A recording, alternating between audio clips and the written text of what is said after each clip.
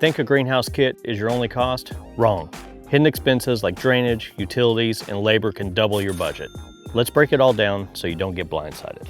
Aside from the land, let's start with the kit. That's greatly going to vary depending on the size, shape, length, and width of the kit that you get. Small starter DIY kits can start in the $500 to $800 range, which includes the base kit, options, and local materials. Medium kits that are usually between 14 and 20 foot for a Bootstrap farmer kit. And our biggest 30-foot kits start at $8,100 and go all the way up to $21,000 as well. But again, this is just the base kit, and because this video is more about the infrastructure costs and everything outside of the kit, you can click this link right here, and that's going to take you to one of our live hoop house webinars in which Julian from our tech team walked everybody through picking out the size, the shape, and all of the options. Next is the site prep, which begins at the access point. For instance, if you have a piece of land and you're going to put the hoop house in the back and there's no road or access to that point, that very well may cost you a little bit of extra money.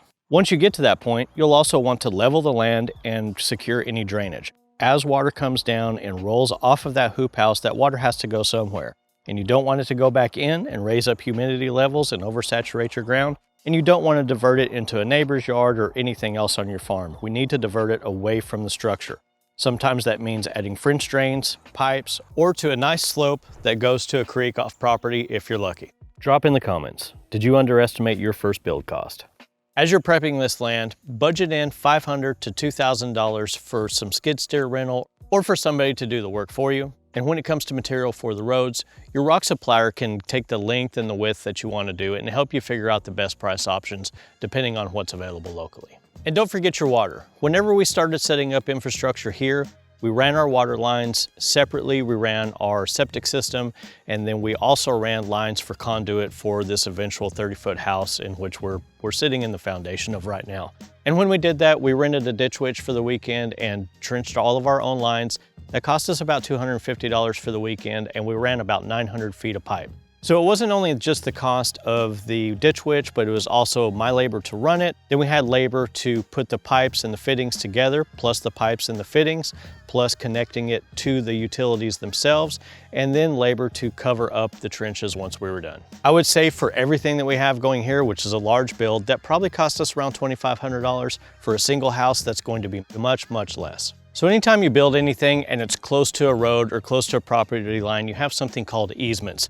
You should be able to look up your county or city's code to see how far you can build away from that, which is called a setback. But the utility companies is going to come and mark the utility lines so you don't accidentally put a post hole through some fiber optic.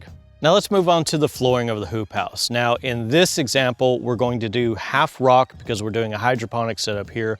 And in the back, we're going to be growing in ground, so we left it. And just imagine in a few months that this is going to be a 30-foot by 60-foot hoop house. So I'm not necessarily talking about the landscape fabric options, which is something that's going to be covered when you think about the cost of your kit. But because I'm putting rock down here, I had to go ahead and assume that within my budget. But for over here where we're planting in the dirt, I'm going to have to do something like this. We're going to bring in topsoil, compost to kind of help break up our clay and kind of help structure our beds a little bit better for the plants. Now let's talk about one of the hardest things to figure whenever you're doing a hoop house, and that's labor. Now, if you're just doing something small like a DIY, maybe have some friends over, cook up some burgers, that's a payment, everybody have a good time. But if you're doing a large hoop house and you're going to have to hire help or figure in the labor yourself or your farm labor, that could add 20–30% of the cost because of how long it actually takes, especially if it's your first one. Now you build your second hoop house, you're likely to cut that time in half.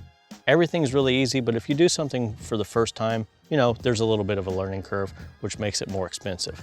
My tip for that is when it comes down to the squaring, do that on your own or get one person. Have that thing squared out before all your whole crew is standing in a circle watching one guy on a tape measure with their hands in their pockets, and that's all costing you money.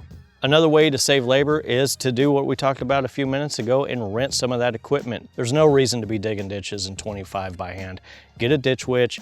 By the time you save on labor, save on the chiropractor, save on downtime because you got to recoup, it more than pays for itself. In the last video we shot, we talked about renting scaffolding instead of hauling yourself up and down on a ladder all day, which also is very tiring. Anytime you can save time management from renting something, that's quicker, which means faster, which means less payroll, which means more money back in your pocket.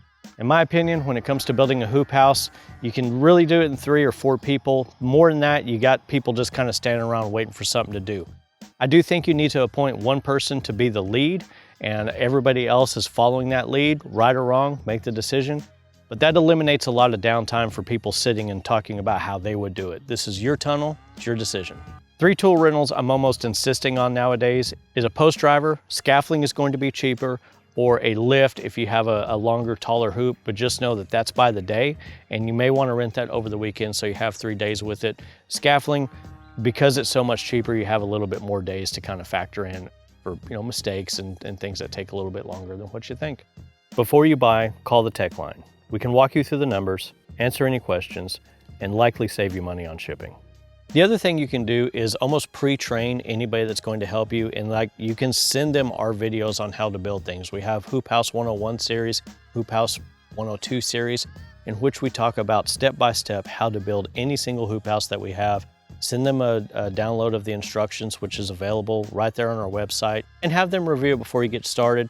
Maybe they can go through and ask questions and have a little meeting before anything happens so everybody's on the same page, and so you're not sitting there arguing among friends on the work site. So another hidden cost that some people don't think about, or really may cost you time on the back end, is the permits and the regulations. And I'm here to tell you, people tend to make this a lot harder than what it needs to be, in that this never comes up, it's not an issue. Now, if you live inside of a municipality and those people are a little rough to deal with, you may have some issues, but here's the deal. I remember in all my times at Bootstrap Farmer, there's only been one that hasn't been approved, and one it took a little bit of help from our side, but then they got it done. A hoop house is a non-inhabited membrane structure, and it falls under a different category between a home, even a storage building, a hospital. All of these have different categories of what they require.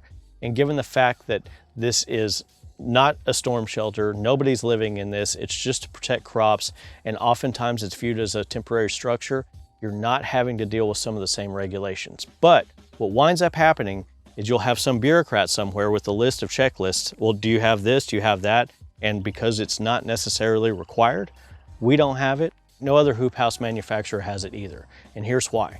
If we're to get a stamped engineered drawing, that means that we have to take the exact thing that you get with all of the options and match it up with your exact location, and somebody that's licensed in your state is going to have to figure that out, usually at a cost between $500 and $2,500, depending on who it is and what the situation is.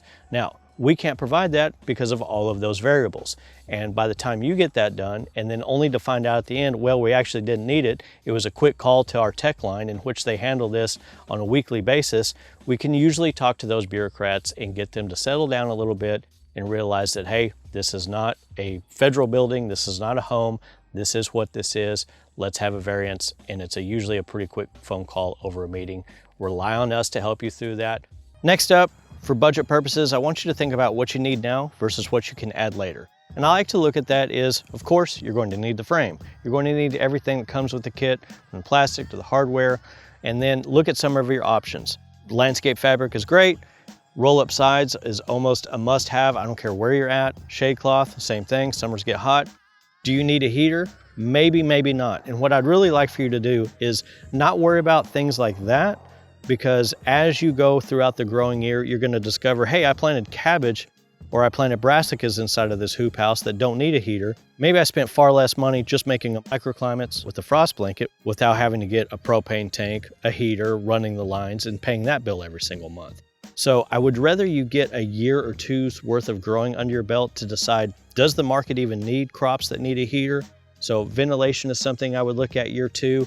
See how bad the heat got. You're for sure going to need irrigation up front, but think of this as a must-have, it would be nice to have, and that you don't need it. But then there's also this cost factor of, if you get everything and is able to ship everything in one order, oftentimes our tech folks are able to save you quite a bit of money because everything's getting shipped at one time. And that's why every single bid deserves its own budgeting section from you, not just clicking on the computer, but actually talking to our people that does this all day, every day. And we really encourage you to reach out to our tech folks at contact@bootstrapfarmer.com, give them a call. Tech line is option number 1, and they'd be happy to walk through all that with you to help you budget before you buy. So here's what this would look like on paper. Assuming you already have your land, you would have your hoop house, your options, any dirt work that you would have to do, road access, utilities, maybe you're going to run electricity to it if you're going to put fans in it, maybe not, but you're probably going to want to run water for sure.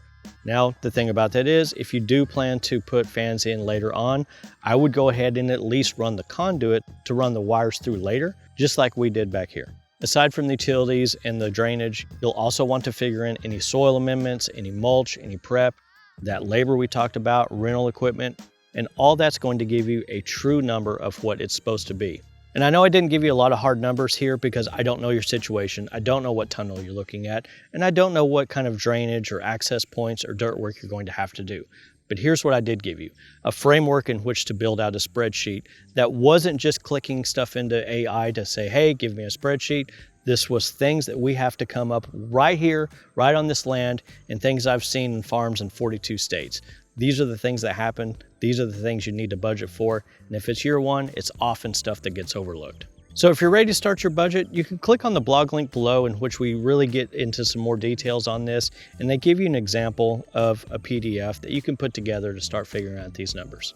We hope that you continue to follow us as we build out this farm. We're going to be sharing everything that we're reminded of in the field and relearn some of those lessons in real time. Hit that subscribe button. If you have any questions or think of something we didn't cover, we'd love to hear them in the comments below. We'll see you in the next video.